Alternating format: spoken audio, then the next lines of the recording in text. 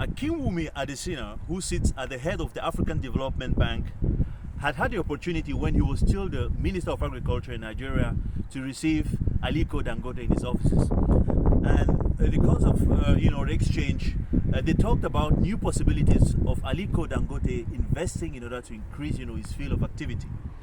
And Akinwumi advised him to invest in rice. Dangote was quite surprised and told Akinwumi, well, I'm a successful businessman, in cement, and the construction industry.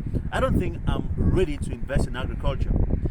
Akinwumi replied and told him, you're successful, in the construction industry because people are buying your cement to build houses, to build, apartments to live in. And once they're in these houses, they're going to buy your rice, to eat. So Dangote then realized that in a country like Nigeria, where rice is a commodity which people eat, in all sorts of constellations, and in a country with more than 200 million inhabitants, this could be a bright business idea. And that's how Dangote came out of this office with the idea of investing many hundreds of millions of dollars in this business. Well, what do we learn from this? When we talk about investment, when we talk about entrepreneurship, we definitely have this natural, laziness which keeps us, investing on, in sectors which a lot of people do. A lot of people, for example, are going to buy real estate. I'm not talking about people who have huge real estate businesses, but commonly people will just invest, have $20,000, $15,000 and buy an apartment for rent, or maybe invest in the stock exchange. But I believe you can make much more money if you take the time to look around you and analyze a product which a lot of people, are demanding, and decide to manufacture the product yourself. When I look around me, I see that 80% of the people who have their own houses, who've bought their own houses, constructed their own houses, they, consume good bottles of wine. 85% of the people who have, invested, for example, in the real estate, have bought apartments to rent, when they come out from the lawyer's office, they rush to get a bottle of wine to feast about the success. 90% of successful entrepreneurs, always buy a good bottle of wine to feast about their record turnover at the end of the year. And of course, 100% of fine wine investors like I do, will always buy a good bottle of wine to feast about, the good returns on investment.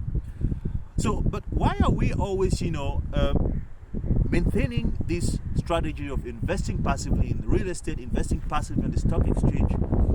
We should, do something further. And that's why I've decided to enterprise in the wine industry and produce a wine, to make a wine accessible to all people who like to drink good stuffs, and most importantly, for our good investors and entrepreneurs who want to feast about the success.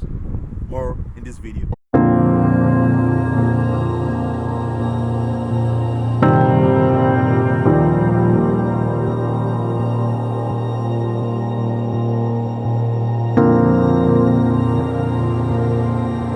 Hello, if you're watching me for the first time, my name is Arno from Wine Investor. Here I talk about investments and entrepreneurship so as to motivate you to get out of your comfort zone and guarantee yourself financial independence.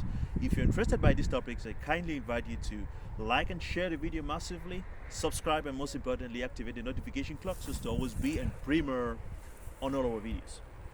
In this video, I'll be talking to you about my enterprise. I have, decided to invest in an enterprise, in an activity, in order to, place on the market fine wine accessible to everybody.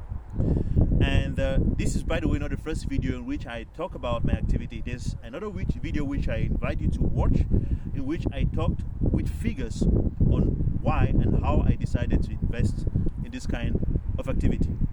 I also talked about the different steps, which constitute the vegetative season of a vine. And today we're going to be talking about the first season, the first step in the season. After having harvested last year, mid of October, here we are, in January, preparing the plant, for the next, vegetative growth. And the first step is pruning. Pruning consists simply in, reducing, the amount of branches on the plant, and giving the plant a form which is going to be suitable to produce good grapes next year. As you can see, we still have a lot of branches here from last year, and we have to choose out of all these branches just one branch one branch, which is going to guarantee, which is going to guarantee the production of the next year, and it's going to serve as a foundation for all the branches that are going to emanate from all, these birds you see on one branch. So the branch has to be, very strong, has very firm. So we first of all start by looking at which branch, has at least the circumference of a pencil. At least it has to be, solid and strong.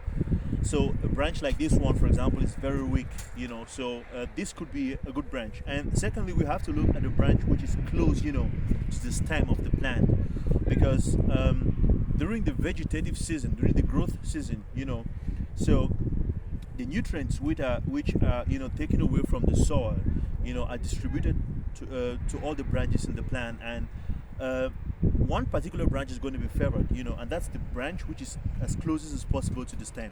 Okay, so a branch, for example, like this one, which is far away from the stem, is not going to be interesting. If we take this plant, for example, this branch, to guarantee the next season, we are not going to have grapes with a good quality. So as we've identified one branch, I think this branch, or maybe this one, could be much more interesting. I'll then decide to cut out other branches. Okay, so I'll simply start by using my manual cutter. Actually, there are two cutters possible. You have this manual cutter which I have. You also have an automatic or electric cutter which has a battery. But I strongly advise to use this manual one, because there is no danger of cutting your finger. When you use an automatic cutter, once you press the button, if your hand is in between, it's definitely going to cut it, because it doesn't recognize if it's your hand or not. And if you're using your own, you're using a manual cutter, you definitely know that your hand is in there. Okay, so I can now choose between these two branches which one is most suitable. I can see that both of them almost have the same strength, and I will decide to go for this one. Okay, so I will simply cut all the other ones I have there.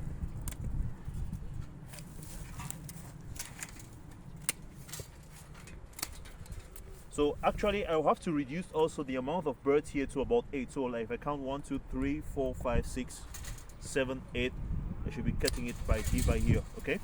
Because each bird is going to give rise to a branch, and each branch has about 2 grapes. So we are counting, for the yield we want to make here, between 15 and 16 grapes per plant, So this should be good enough. So we're going to bend it like this.